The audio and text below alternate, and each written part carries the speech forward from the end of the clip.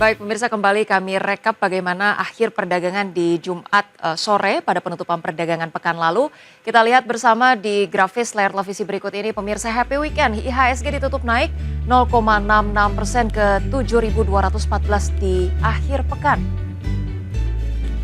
Kemudian berikutnya barang baku masih memimpin penguatan sektoral dengan kenaikan 5,1%.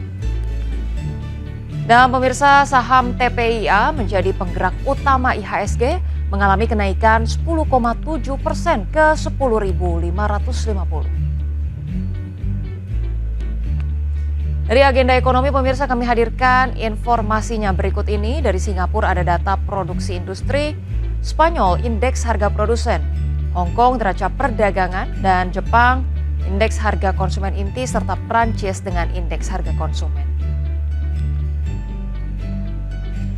Dari agenda emiten pemirsa, saham Soho, kemudian PEGE dan juga Cleo ada rapat umum pemegang saham. Kemudian untuk Sido ada pembayaran dividen tunai dan GEMS ada ex dividen tunai. Kita update pemirsa bagaimana pembukaan perdagangan Bursa Asia pada pagi hari ini. Di antaranya Bursa Nikkei tampak menguat 0,87%, kemudian STI melemah 0,24%. Kospi naik 0,83% dan Hang Seng naik 0,24%. Dan pemirsa, untuk mengetahui lebih lanjut bagaimana proyeksi perdagangan di pasar modal Indonesia pada hari ini sudah tersambung melalui line Zoom bersama dengan M. Hamzah, CEO dari Sahamologi. Baik, selamat pagi Mas Hamzah, apa kabar? Pagi Ocha, sehat Alhamdulillah. Baik, terima kasih banyak Mas Hamzah sudah menyempatkan waktu di Market Buzz IDX Channel. Mas Hamzah, kalau kita review bagaimana di akhir pekan lalu, ini IHSG menembus level psikologis di 7.214, penguatan cukup signifikan 0,6%, bahkan kalau dilihat dalam satu bulan ini ada penguatan sekitar 10%, tapi kemudian pasar dikagetkan dengan keputusan terbaru dari Donald Trump untuk kemudian menaikkan tarif untuk Uni Eropa 50%. Anda melihat tren bullish ini masih akan berlanjut, apakah sentimen dari Donald Trump ini akan memperburuk IHSG pada pekan ini? Oke, kalau dilihat dari IHSG sendiri sih memang masih ada potensi upside sedikit ya di hingga 7.300. Namun kalau melihat dari sentimen Donald Trump ke Uni Eropa, kalau nggak salah pagi ini memang ditunda ya hingga 9 Juli. Jadi menurut saya sih memang untuk IHSG masih ada potensi untuk melanjutkan penguatan ya.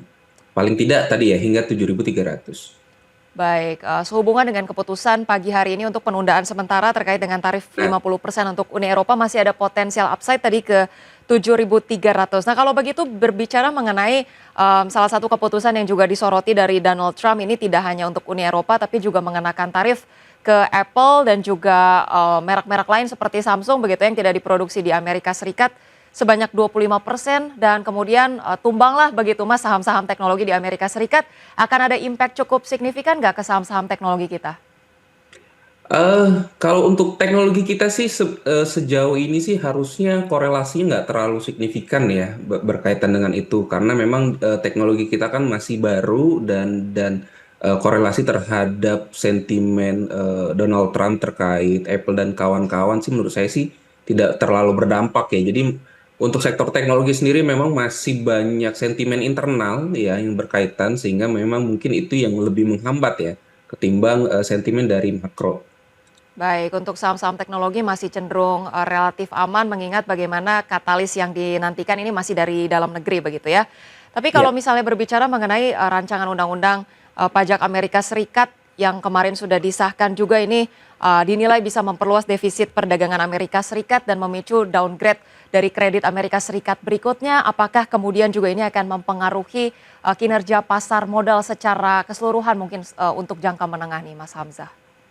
Justru saya melihat ada potensi di pasar mancanegara ya, contohnya kayak kayak Indonesia dan segala macam. Karena menurut saya sih memang apa sentimen dari US ini memang sangat fluktuatif banget ya, sehingga memang investor investor cenderung ragu ya. Kita lihat juga memang dari sisi komoditas emas juga kan naik naik pesat yang menandakan memang ketidakpastian ini membuat mereka takut ya, makanya safe havennya juga menarik. Jadi menurut saya sih justru ini hal yang menarik ya buat buat pasar Indonesia justru.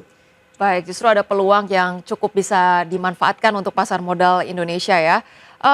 Terkait dengan peluang-peluang yang ada nih Mas Hamzah, kalau kita lihat juga yield obligasi Amerika Serikat begitu ya, dengan dinamika atau konstelasi geoekonomi yang ada, ini mengalami kenaikan, bahkan yieldnya ini besar ya, cukup besar di 5,15%. Kalau bicara mengenai obligasi Amerika Serikat, terkait dengan yieldnya yang meningkat cukup pesat, apakah akan ada tekanan tertentu nih Mas terhadap arus dana di pasar modal?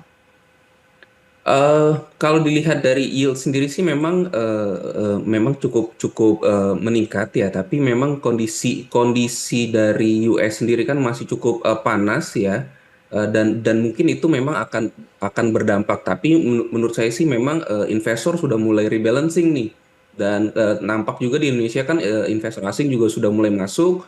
Terus juga kemarin kita juga baru baru habis nurunin suku bunga, dan menurut saya sih ini harusnya sih justru positif untuk Indonesia ya. Walaupun Mhm. memang kita masih menunggu nih seberapa masif asing akan melanjutkan intervensi ke Indonesia. Seperti itu. Baik. Berarti kalau misalnya kita berbicara mengenai IHSG sendiri dan berbagai sentimen yang ada dari dalam negeri, seberapa besar sih Mas rally IHSG ini masih akan kemudian terjadi atau justru sudah mulai rawan profit taking nih Mas di posisi 7.200-an saat ini? Oke, untuk round profit taking itu pasti ya, karena memang kita melihat IHSG kita naiknya cukup masif ya, bahkan nggak sempat membentuk higher low ya, terus membuat gap ya. Namun menurut saya sih untuk dia break di 7.300 bahkan mungkin all time high sih sangat mungkin ya. Apalagi memang kita sekarang likuiditas nampaknya sih cukup oke ya. Di beberapa pekan ini ya perdagangan likuiditas IHSG juga cukup baik ya. Ditambah asing sudah mulai masuk lagi, ditambah banyak isu dana pensiun, bahkan Danantara juga mau masuk ke IHSG. Jadi menurut saya sih untuk peluang besarnya sih masih bagus ya. Baik, peluangnya masih sangat bagus. Tadi ada potensial upside ke 7.300 diiringi dengan sentimen-sentimen dari dalam negeri yang cukup positif. Baik, proyeksi IHSG selanjutnya akan kita bahas usai jeda berikut ini. Mas Hamzah tetaplah bersama kami di Market Pass.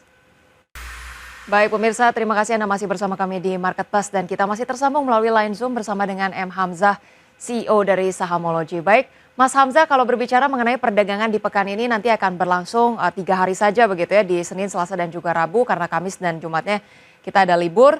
Nah, pergerakan IHSG-nya akan seperti apa sih Mas setidaknya hingga perdagangan Rabu nanti?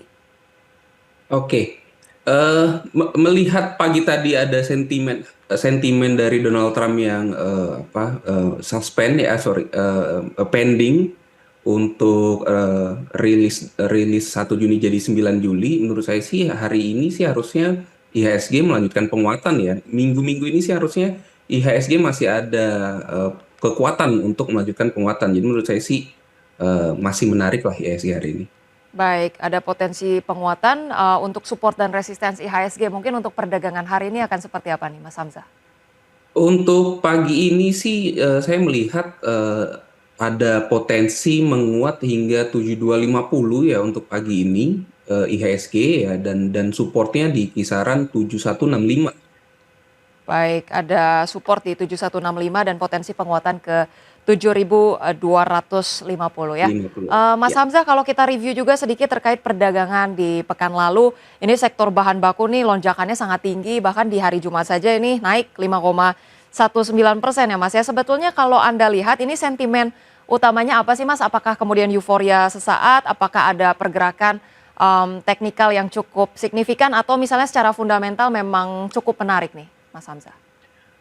Oke, sebentar saya coba lihat. Kalau dilihat dari bahan baku sendiri sih sebenarnya memang dari sisi komoditasnya ya cukup menarik ya. Ada nikelnya juga menguat, emasnya juga menguat, batu bara juga cukup stabil. Menurut saya sih memang untuk saham-saham ini, dan memang sudah cukup murah ya. Apalagi contoh kayak MDKA ya, dengan kondisi emas yang juga menguat terus, menurut saya sih memang wajar ya sektor ini diminati sama investor. Baik, kalau untuk saham-saham seperti TPIA, BRPT yang menjadi sorotan nih di pekan lalu, untuk saat-saat ini sudah rawan profit taking, apa kita masih bisa entry untuk trading jangka pendek sampai menengah nih, Mas Hamzah?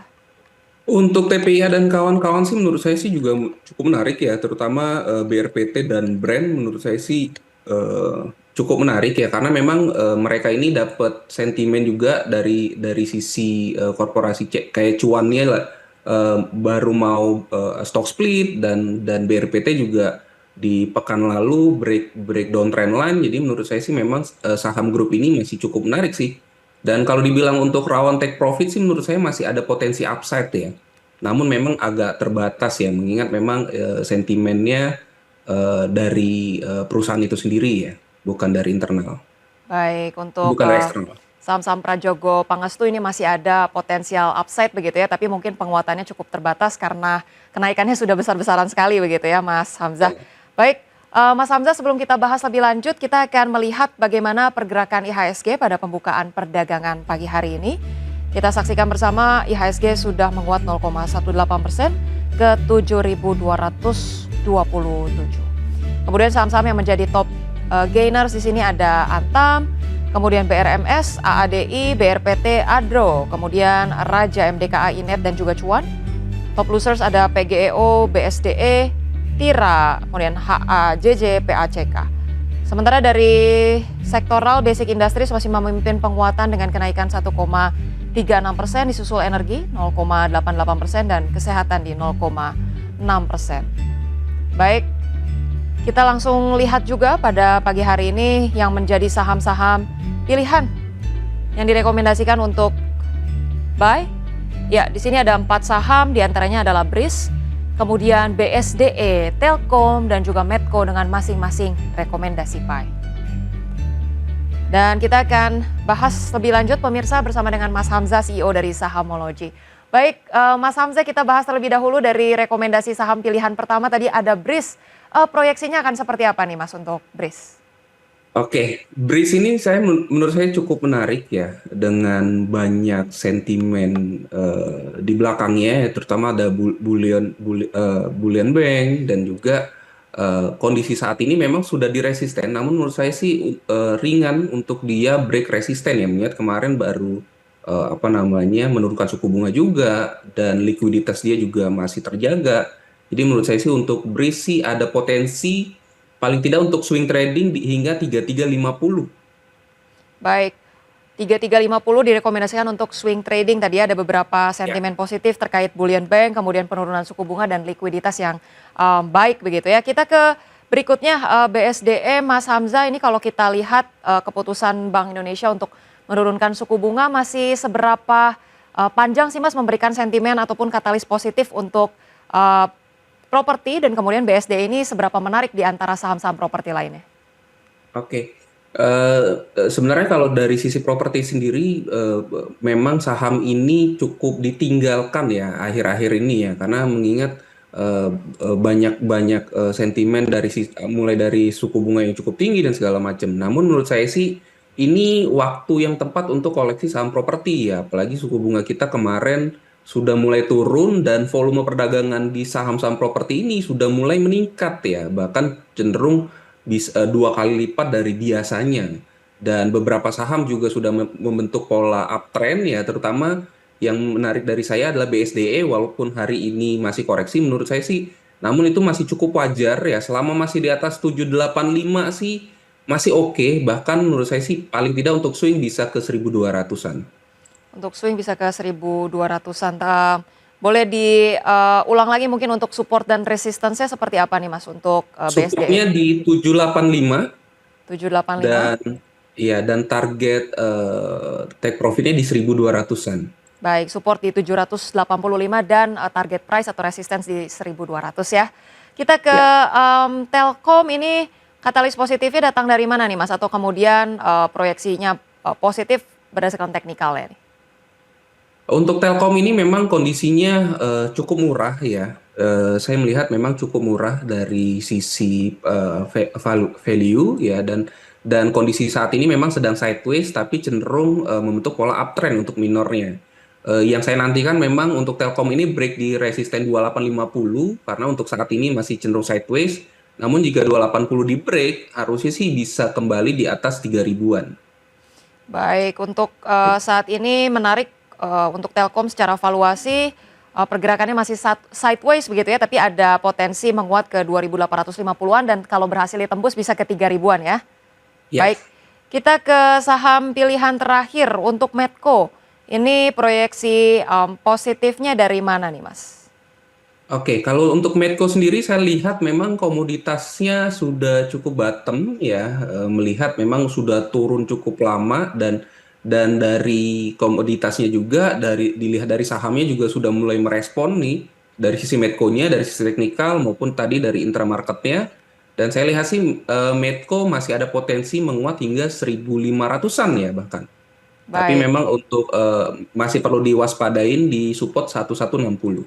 Baik, apakah juga ini kemudian saham-saham seperti Raja, kemudian Dewa atau saham-saham migas lainnya ini juga terdampak positif dari keputusan growth split dari pemerintah nih, Mas? Iya, Gimana? tentunya ya. Memang seperti Pegas juga ya, Mhm. penguatannya juga cukup menarik pekan-pekan ini. Jadi memang sentimen itu juga cukup mendorong lah untuk saham-saham ini melanjutkan penguatan. Baik, terakhir mungkin Mas Hamzah terkait dengan rekomendasi secara sektoral, mungkin di perdagangan pekan ini yang hanya kemudian 3 hari, rekomendasi apa saja sih Mas untuk kemudian trading jangka pendek sampai menengah yang kemudian cukup aman lah di tengah berbagai sentimen yang ada? Tentunya masih di sektor perbankan ya dan properti ya karena Ya. memang dua saham ini sentimennya masih cukup fresh ya walaupun ada sedikit koreksi namun menurut saya sih untuk minggu-minggu ini ya cenderung pendek dan menengah masih cukup menarik ya. Di luar itu memang dari tadi ya basic industry basic material juga cukup menarik ya karena beberapa saham ada sisi komoditasnya juga bisa mendorong ya saham-saham ini melanjutkan penguatan. Baik, terima kasih banyak Mas Hamzah untuk informasinya. Kita nantikan bagaimana pergerakan IHSG hari ini diperkirakan akan menguat terbatas, tapi kita nantikan semoga saja betul-betul bisa menguat setidaknya menyentuh level 7.300-an. Terima kasih banyak Mas Hamzah, CEO dari Sahamology. Salam sehat dan juga sampai berjumpa kembali. Terima kasih.